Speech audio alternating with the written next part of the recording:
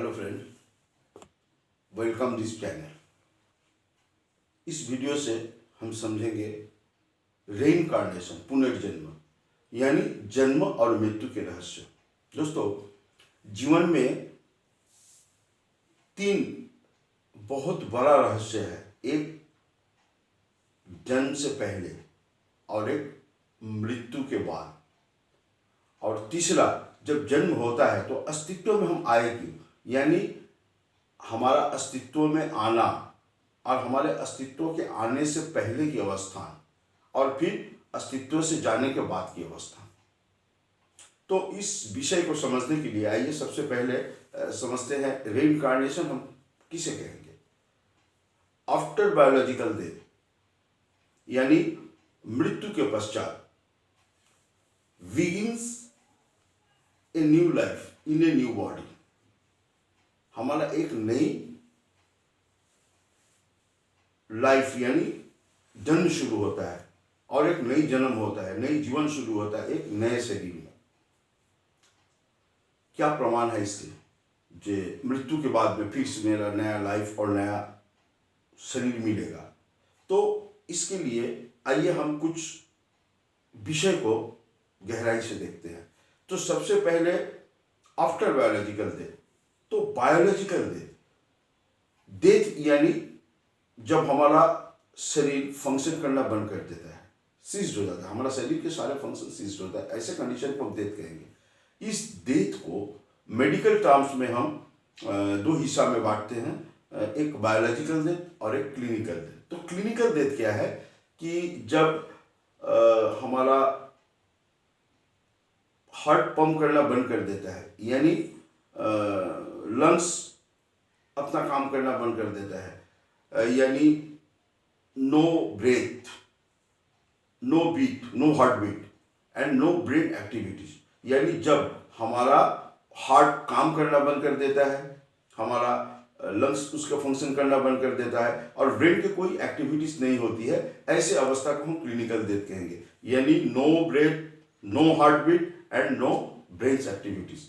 इस कंडीशन को हम क्लिनिकल डेथ कहेंगे। बायोलॉजिकल डेथ क्या है ना? बायोलॉजिकल डेथ जब हमारा समस्त ऑर्गन इंक्लूडिंग ब्रेन, एक भाषा में हम इसे ब्रेन डेथ भी कह सकते हैं। तो जब हमारे समस्त ऑर्गन इंक्लूडिंग ब्रेन के साथ जब उसका फंक्शन सीज हो जाता है, आप काम करना बंद कर देता है, तो ऐसे कंडीशन को हम बायोलॉजिकल डेथ कहेंगे। इस डेथ को हम दो हिस्से में क्यों बांटते हैं? क्योंकि क्लिनिकली डेथ के बाद फिर से हम रिटर्न बैक कर सकते हैं, टर्न बैक हो सकता है। कैसे ना? After death, immediate after death, अगर 4 से 6 मिनट के अंदर में सीपीआर, कार्डियोपल्मोनरी रिससिटेशन किया जाए तो वो फिर से लौट सकता है। ये एक प्रोसेस है जहां पे सांस प्रणाली और हार्ट को मैसेज किया जाता है, जिससे फिर से वो लौट सकता है लाइफ साइकिल में। और आफ्टर बायोलॉजिकल डेथ में ये टर्न बैक नहीं होता है। ये 4 से 6 मिनट के बाद बायोलॉजिकल डेथ प्रोसेस आरंभ हो जाता है। तो डेथ हो चुका। अब डेथ होने के बाद में इस शरीर को कई फेज से गुजरना होता है। जैसे डेथ को लैटिन वर्ड्स में मॉर्टिस कहा गया है, तो इसको हम मेडिकल टर्म्स में मॉर्टिस कहते हैं।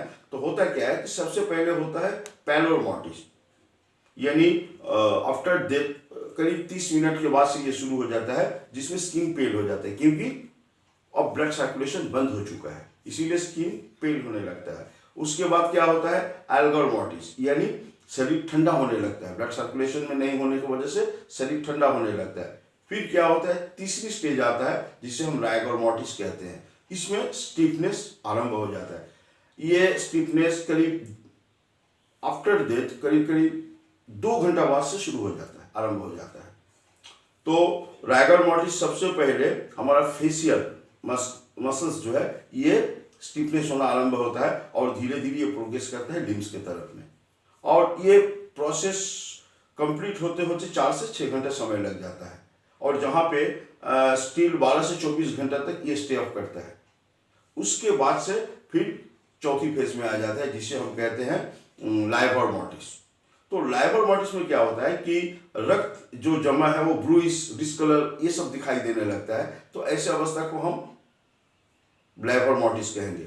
इसके बाद 5 फेज ढुकता है, यानी 5वीं स्टेज, जब बॉडी आफ्टर 24 आवर्स के बाद में डिकम्पोस्ट होना शुरू होता है। फिर